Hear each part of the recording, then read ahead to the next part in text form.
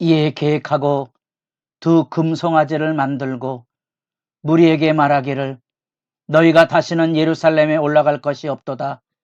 이스라엘아, 이는 너희를 애굽 땅에서 인도하여 올린 너희의 신들이라. 거룩한 새벽의 기도자 여러분, 주의 말씀의 분별을 가지고 이 땅에 믿음의 등불을 비추며 살아가는 복의 사람들로 온전히 설 수 있기를 바랍니다. 오늘 읽어갈 하나님의 말씀은 열왕기상 12장 25절에서 33절까지의 말씀으로서 드디어 남북이 분열되는 상황 속에 12장부터 14장까지 남유다의 르호보암과 북의 여로보암의 이야기가 12장부터 14장에 나오는데, 르호보암이라는 껍데기 안에 한가운데 여로보암의 긴 이야기가 증거되고 있습니다. 12장 25절부터 14장 20절까지입니다. 그 안에 담겨져 있는 르호보암의 이야기는 그렇게 빈 껍질처럼 되어 있는 거지요.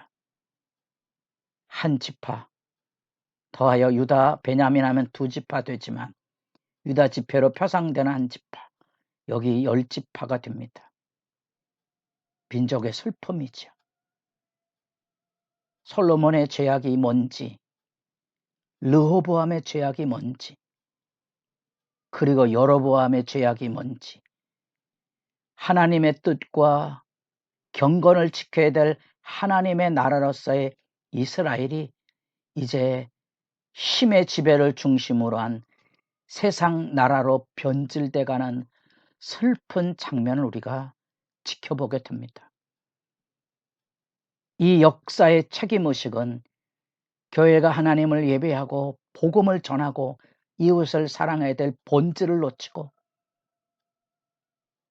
거대한 교회당 건물의 종교적인 위세나 권력 다툼이나 종교적인 안주에 젖어 있는 역사를 우리로 하여금 냉철한 눈으로 돌아보게 하는 아픈 단락의 말씀을 읽어가고 있습니다. 거창한 얘기가 아니고요.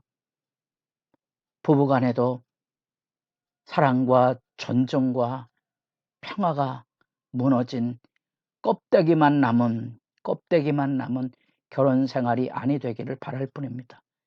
역사 이야기를 읽어가고 있는 겁니다. 이 이스라엘이 분열되고 드디어 10지파가 중심으로 해서 예루살렘으로 도망간 르호보암을 대신해서 북이스라엘 10지파가 단합되어서 여로보암을 불러 세우고 공적으로 여로보암을 왕으로 세웁니다. 악의 세력은 어떻게 잘 그렇게 또 악의 세력을 키워가는지 그것도 참 신기합니다. 역사 안에 악은 걷잡을 수 없이 일어나게 되는 모습을 보게 됩니다. 속수무책이라는 거죠. 10지파가 뜻이 같았겠어요? 아니거든요. 에브라임과 므낫사 곧 요셉 지파의 영향력 안에 흡수해 들어온 거거든요. 이 여로보암이 10지파를 찍고도 전전긍긍하게 됩니다. 전전긍긍은 이스라엘 백성이 예루살렘을 중심으로 한 종교 체계를 가지고 있기 때문에 예루살렘을 올라갈 때마다 민심이 떠날 것에 대한 두려움입니다. 여로보암도 하나님의 말씀, 아이야게 들었던 말씀, 선지자 아이야를 통하여 들려졌던 그 말씀, 내가 다윗처럼 주의 율례와 규례를 따라 행하면 이 하나님의 말씀을 지켜야 되는 본분을 신뢰하지 못하고 민심의 눈치를 보는 현실적인 정책을 세우고 결국은 신앙의 배역에 계략을 만들어냅니다. 이런 것들이 정치적인 술수이지요. 우리가 살아가며 현실 문제 안에 하나님의 말씀의 진실이 아닌 하나님의 말씀의 진실을 가리는 인간의 계략들이 곳곳에서 터져 나옵니다. 여러분들이 말씀을 나누면서 그런 것들을 확인해 가시면 유익할 것인데, 제가 설교하게 되면 한 사례만 얘기하기 때문에 혼란을 일으킬 수 있습니다. 새벽이라 자세한 얘기를 하고 나눌 수 있는 시간은 없지만, 여러분, 인간의 계략이라는 말을 잊지 마십시오. 안타깝지만 백성들이 예루살렘에 올라가면 르호보암에게 마음을 뺏길까 봐 연연하고 있는, 불안과 두려움에 떨고 있는 불신앙의 현실, 인간의 불안, 하나님 없이 얼마든지 잘 될 수 있다고 생각하는 인간의 오만, 현대 문화의 불안, 두려움, 그리고 강팍함 같은 뿔입니다. 불안하고 두려우니까 사람들이 비정해지고 무자비해지고 사악해지는 겁니다. 현대 문화 자체가 그렇지 않습니까? 종교를 비난하지만 종교 문화 앞에 곳곳에서 점선이나 주역이나 온갖 그릇된 방식에 매달려서 미래를 보려고 하고 평안을 얻으려고 하는 몸부림을 여러분 문화 안에서 봅니까? 기독교인도 그렇습니까? 교회당에서도 그렇습니까? 눈물 나는 질문입니다. 백성들의 마음이 르호보암에게로 돌아갈까? 그들이 나를 죽이고 유다왕 르호보암에게 돌아가리로다. 자기가 만들어낸 얘기죠. 북이스라엘 지파가 다윗이 우리에게 해준 게 뭐 있느냐? 다윗에게 우리는 신세진 바가 없다. 우리는 다윗과 관계없는 존재들이라. 그럼에도 불구하고 지금 현실의 문제에 벌벌 떨고 있는 이 여로보암의 모습은 하나님을 떠난 인간의 모습이죠. 하나님을 떠난 인간의 모습인데 배도의 계략을 꾸밉니다. 금송아지를 만들어서 예루살렘을 내려가는 길목에 베델에다가, 그리고 저 이스라엘 땅 끝쪽 단에다가 금송아지를 세우고 이것이 너희 하나님, 이것이 너희의 신들이라고 일깨워주고 있는 거죠. 왜요? 이게 말씀보다 민심을 얻기 위해서 그들이 좋아하는 하나님은 보이지 않잖아요.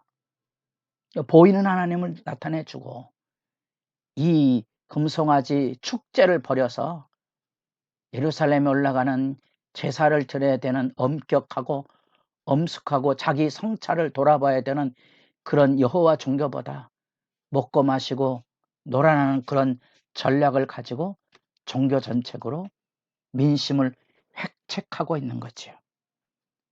슬픈 사실은 여러분들이 출애굽기 32장에 보듯이 모세가 율법을 받기 위해 산으로 올라갔을 때 그들이 만들어 놓은, 아론이 금 부치를 가져다가 만들어 놓은 신이 금송아지 아닙니까?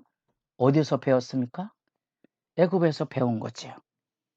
애굽의 신 중에 아피스와 하토르라는 황소와 암소 형상의 신이 있습니다. 춤추고 노래하고 먹고 마시고 즐거워하는 진상의 모습들을 그들에게 향락으로 제시한 겁니다. 그리고 너희 하나님 신들이라고 외치고 있는 거죠. 신학의 미혹이고요. 여로보암이 어디서 피신했었습니까? 애굽에 피신해 있었죠. 보고 들은 바를 그대로 여기 실천해 보이고 있는 겁니다. 결국은 그것이 도시되고 그 수렁에 빠지면 헤어나오기 어려운 거죠. 어떤 정책이든지 우리 사회 안에 과도하게 선심 정책을 마음대로 정치가들이 쏟아부어 줌으로써 나라 경제를 무너뜨리는 이 엄청난 죄악상이죠. 혜택을 한번 받으면 혜택에서 벗어나기 어렵습니다. 처음부터 공적 원칙을 세우지 않으면 도덕적인 해이가 일어날 수밖에 없는 게 현실입니다. 우리는 이 안에서 경건상실의 실제 모습을 봅니다. 불안과 두려움에 연연해서 살아가는 겁니다. 하나님의 말씀과 진실을 지키기보다 현실적으로 타개하려고 하는 왕으로서는 민심을 사는 일들에 몰두하게 됩니다. 계략이죠. 그 안에 하나님을 떠나는 배도의 사건을 저지를 수밖에 없는 거죠. 애굽에서 피신했던 여로보암이 자기 소견에 좋은 대로 보고 들은 게 그것 아닙니까? 하나님께서 이스라엘 백성을 애굽에서 건져낸 이후에 십계명을 준 이유가 뭡니까? 너희들이 보고 들었던 그 문화하고 다른 신앙의 질서를 세워야 될 것을 가르친 거고, 가나안 땅을 정복하면서 그 문화를 없애기 위하여 그 주민과 통혼하지 말고 그들을 진멸하라는 이유 중에 분명한 이유가 가나안 문화에 끌려 들어가지 말아야 되는데, 그 역사의 교훈을 우리가 이렇게 슬프게 지켜봅니다. 이스라엘이 더 이상 하나님의 백성으로 설 수 없는 종교적인 타락상의 소용돌이를 지금 지켜보고 있는 겁니다. 여러분, 세상을 사랑하지 마십시오. 이 세상의 것들,